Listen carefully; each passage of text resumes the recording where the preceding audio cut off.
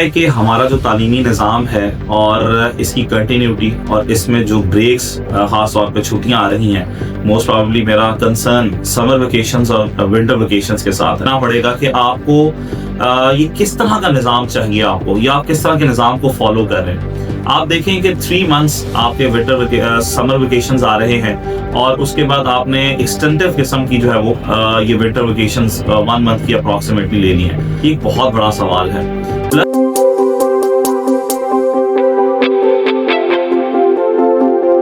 अस्सलाम वालेकुम, मैं हूं आपका अपना यूई Usama Ejaz, director the vision grammar school. आज हम अपनी एपिसोड के अंदर एक बहुत अहम टॉपिक पे बात करने जा रहे हैं, being educationist and the learner of education. मुझे लगता है कि हमारा जो तालीमी निज़ाम है और इसकी कंटिन्यूटी और इसमें जो ब्रेक्स खास तौर पे छुट्टियां आ रही हैं, मोस्ट प्रॉब्ली मेरा कंसर्न समर वेकेशंस और विंटर वेकेशंस के साथ है।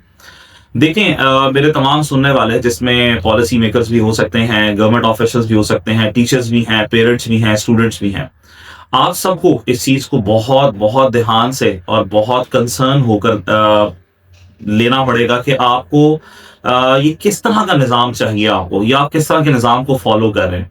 आप देखें कि 3 मंथ्स आपके समर वेकेशंस आ रहे हैं और उसके बाद आपने एक्सटेंसिव किस्म की जो है वो ये विंटर वेकेशंस 1 मंथ की अप्रॉक्सीमेटली ले ली हैं। तो 90 डेज प्लस 30 डेज 120 डेज, तो 365 में से आपके नॉन वर्किंग डेज हैं।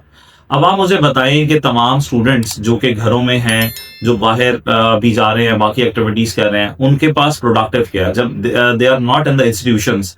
उनको क्या नॉलेज मिलेगा, क्या इंफॉर्मेशन मिलेगी, क्या स्टडी करेंगे वो लोग, कौन सी बुक्स के साथ इंटरेक्ट करेंगे, ये एक बहुत बड़ा सवाल है। प्लस टीचर्स जितने भी हैं, खास तौर पर देखें गवर्नमेंट सेक्टर में तो सबको सैलरीज टाइमली मिल जाती हैं, गवर्नमेंट की तरफ से जा रही हैं।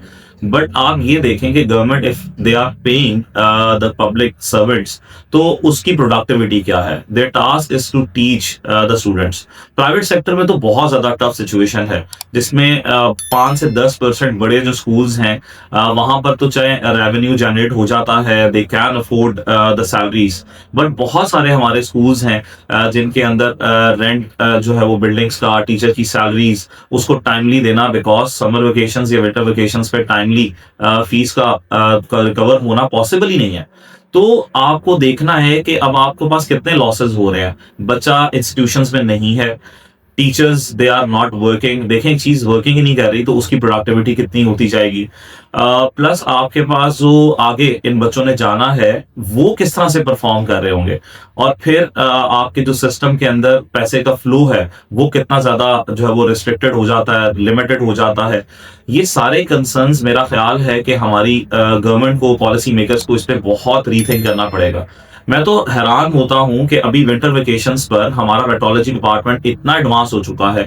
वी आर नो मतलब हम वी नो दैट कि हमारा आगे क्या वेदर कंडीशंस आ रही हैं।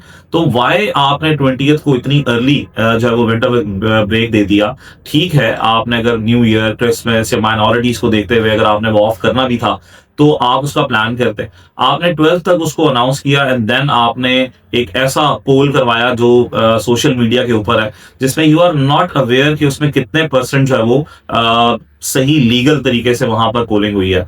अब उसमें कितने फेक आईडीज हैं, कितने परसेंट ऑफ फैक्टर फिगर्स पड़े हुए हैं वहां पे अगर आप देखें, तो उन बेसिस के ऊपर आप प्रेशराइज होकर और आपने जो है वो एजुकेशन को, मुझे लगता है, मजाक बना दिया है कि आप बच्चों को क्या तालीम देना चाह रहे हैं, कि जिसके ऊपर वो लोग इस पोलिंग के ऊपर जाकर, और डिफरेंट प्लेटफॉर्म्स में देख रहा था वहां पर लोगों ने अपने चैनल्स पर अपने उस पर पोलिंग कराकर और ये राय लेना शुरू कर दी।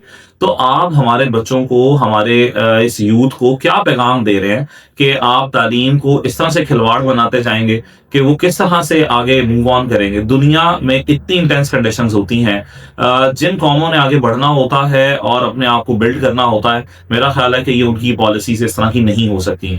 और आप देखें कि मुझे नहीं मालूम पड़ता कि हमारा इतने मतलब 78 ईयर्स से हम लोग ये समर वेकेशंस, विंटर वेकेशंस किस पर्सपेक्टिव में दे रहे हैं और क्या रीजंस हैं। आप समर वेकेशंस की बात करें तो देखें कि जब हब्स का मौसम आता है उस टाइम पर असल जो है वो बच्चों के लिए प्रॉब्लम होता है। हमारे पब्लिक स्कूल्स में बहुत सारे जो छोटे स्कूल्स हैं वहां पर फैसिलिटीज नहीं है एयर कंडीशन की, तो हब्स में बैठना बहुत मुश्किल है, जबकि गर्मी आपकी फिर भी अंडर द शेड और पंखों के साथ बेरेबल होती है जो जून तक की है। तो वाई इतनी एक्सटेंसिव हॉलीडेज? और पिछले कुछ सालों से हम देख रहे हैं not more than 150 working days हमारे ईयरली जो है वो यूटिलाइज हो रहे हैं। तो after realising all this facts and figures, तो मुझे बताएं कि कौन सा एक बाशऊर इंसान, बाशऊर मुआशरा इस चीज को एक्सेप्ट करेगा कि हम लोग जो है वो आगे डेवलपिंग कंट्रीज की दौड़ में बढ़ेंगे। Because education is the backbone of nation. किसी भी कौम को बनाने के लिए तालीम एक बहुत बुनियादी किरदार अदा करता है। और मेरा इसमें पेरेंट्स को भी बहुत ज्यादा रिक्वेस्ट है, प्लीज आप लोग सीरियस हों अपने बच्चों को लेकर। आप लोगों को यूनाइट होना पड़ेगा, आप लोगों को बच्चों को स्ट्रांग करना पड़ेगा।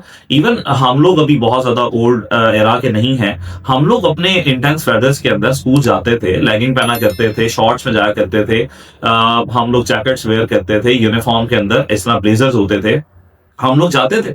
और हमारे समर के अंदर भी, विंटर के अंदर भी, और वी यूज टू दैट, हम आज भी। लेकिन आज का बच्चा जो है वो बेर ही नहीं करेगा, पहले ही वो घरों के अंदर मोबाइल के ऊपर, और उसके पास कोई फिजिकल एक्टिविटीज नहीं है, तो उसका इम्यून सिस्टम वीक होता जा रहा है। तो प्लीज मेरी आप सब उससे गुजारिश है, पॉलिसी मेकर से, please rethink about the summer and winter vacation policies and the year policies, calendars बनाएं, उसके बाद जिसमें सारे लोगों का ख्याल रखें। स्टूडेंट्स को प्लीज कंसर्न होना पड़ेगा कि आप लोगों का फ्यूचर बेटा सिक्योर नहीं है अगर आप इसी पैटर्न पे चलेंगे। और मोस्ट इंपॉर्टेंटली पेरेंट्स, कि अगर आप अपने बच्चों को सेफ करना चाहते हैं तो यू गेट यूनाइटेड और raise your voices against this all. मुझे लगता है कि ये कोई प्रॉपर वे नहीं है। इस प्रॉपर वे के लिए गाइडलाइंस होनी चाहिए। एक पेज पर जब हम सारे आएंगे, मैंने अपना फर्ज पूरा कर दिया being educationist, what I have observe for the last 20 years. तो I am raising my voice against this foul system. मुझे नहीं लगता, इट्स नॉट प्रॉपर, इनएप्रोप्रिएट है। इसको ठीक होना चाहिए, रीथिंक होना चाहिए, रीमेक होना चाहिए, और ताकि आगे जाकर प्रोडक्टिविटी बढ़ सके। Being the citizen of Pakistan, it's my responsibility, I am raising my voice. I hope कि आप सब भी इसमें मेरा साथ देंगे। डू कमेंट, अपना शेयर करें, अपने व्यूज दें, इसको किस तरह से बेहतर किया जा सकता है, किस तरह से हम इसको बेहतरी की तरफ लेकर जा सकते हैं। अपने आइडियाज को इस वीडियो में जरूर कमेंट करते रहें, ताकि वॉइस इतनी ज्यादा रेज हो सके और लोगों तक पहुंचे, और सब इसमें अपना रोल अदा कर सके। अपना ख्याल रखिएगा, इंशाल्लाह आपसे मुलाकात होगी। अल्लाह हाफिज।